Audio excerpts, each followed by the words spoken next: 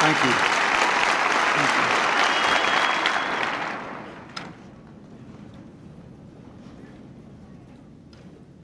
Thank you very much,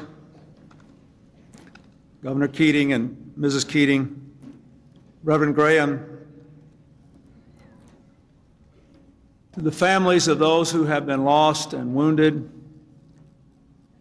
to the people of Oklahoma City who have endured so much, and the people of this wonderful state, to all of you who are here as our fellow Americans.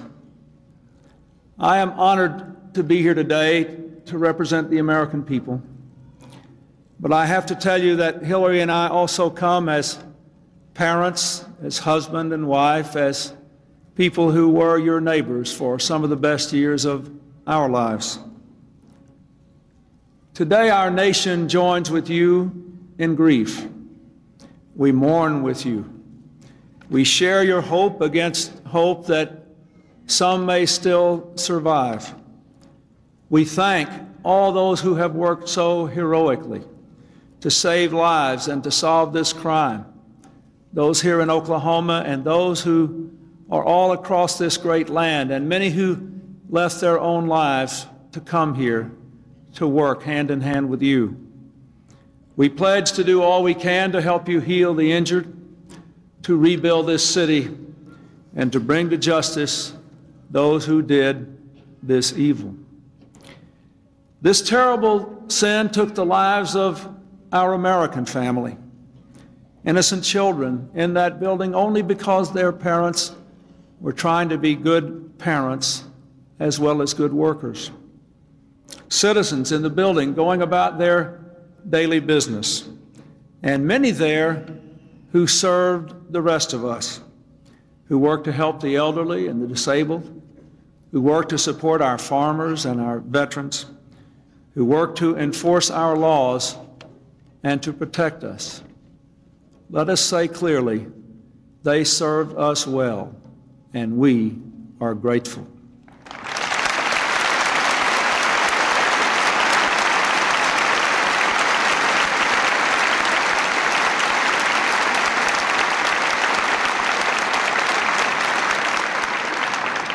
But for so many of you, they were also neighbors and friends. You saw them at church or the PTA meetings, at the civic clubs, at the ballpark. You know them in ways that all the rest of America could not. And to all the members of the families here present who have suffered loss, though we share your grief, your pain is unimaginable, and we know that. We cannot undo it. That is God's work. Our words seem small beside the loss you have endured, but I found a few I wanted to share today. I've received a lot of letters in these last terrible days.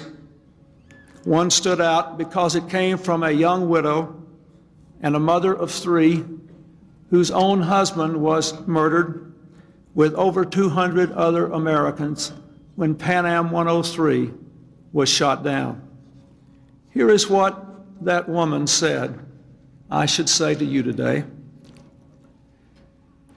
The anger you feel is valid, but you must not allow yourselves to be consumed by it.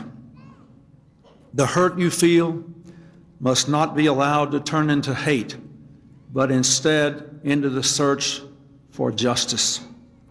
The loss you feel must not paralyze your own lives. Instead, you must try to pay tribute to your loved ones by continuing to do all the things they left undone, thus ensuring they did not die in vain. Wise words from one who also knows. You have lost too much, but you have not lost everything.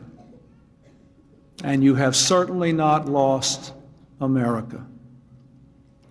For we will stand with you for as many tomorrows as it takes.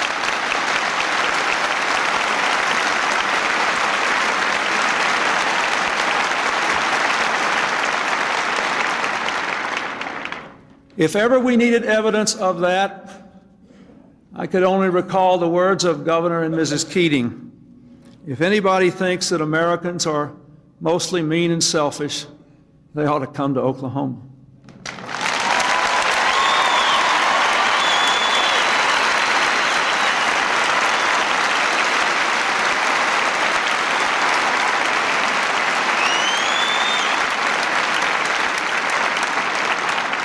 If anybody thinks Americans have lost the capacity for love and caring and courage, they ought to come to Oklahoma.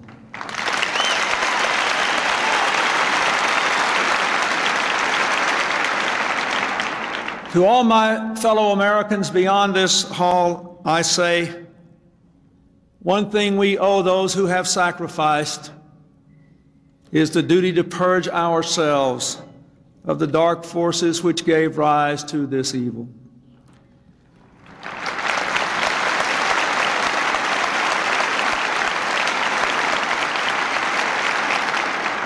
They are forces that threaten our common peace, our freedom, our way of life. Let us teach our children that the God of comfort is also the God of righteousness. Those who trouble their own house will inherit the wind. Justice will prevail.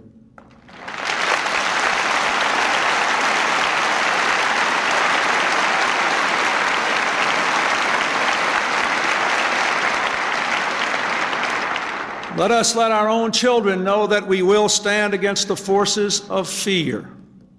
When there is talk of hatred, let us stand up and talk against it. When there is talk of violence, let us stand up and talk against it. In the face of death, let us honor life. As St. Paul admonished us, let us not be overcome by evil, but overcome evil with good.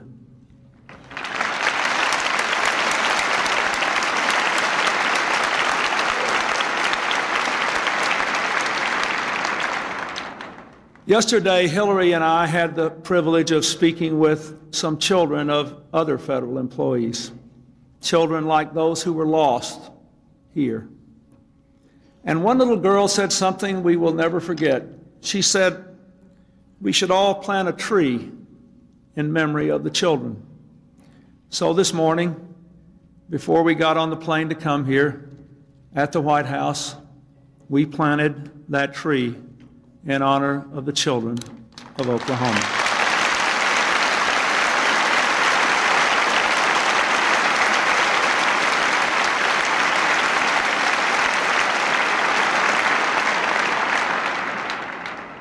It was a dogwood with its wonderful spring flower and its deep, enduring roots. It embodies the lesson of the Psalms that the life of a good person is like a tree whose leaf does not wither. My fellow Americans, a tree takes a long time to grow, and wounds take a long time to heal. But we must begin. Those who are lost now belong to God. Someday we will be with them. But until that happens, their legacy must be our lives. Thank you all, and God bless you.